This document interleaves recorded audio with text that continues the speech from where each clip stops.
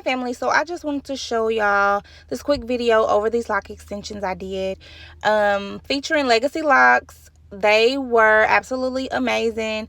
My client ended up getting the medium size locks. They do come in all different sizes, and even though this isn't a sponsored video, I just wanted to give y'all a little information over their locks. Now, I did color these locks. I bleached them 3 or 4 times, and they still came out amazing. They still had that the integrity of it. I didn't want to damage that, so I didn't go past bleaching them 4 times, and that's what it looks like. After the 4th time, you can tell that it did get pretty light, but it still wasn't light enough to pull to get that platinum color.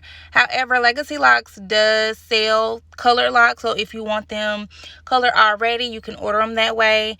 However, my client wanted the majority of her hair to be black, and then just a few of them to be that gray color. I did go ahead and part her hair. She wanted free part, so that's what we did. And this is the finished product, y'all. I love them. They came out so good. Now, the gray that you're seeing in her hair, I had to improvise, so I just got the Expression twist up hair and wrapped it around a few of her locks, and she was definitely satisfied with that.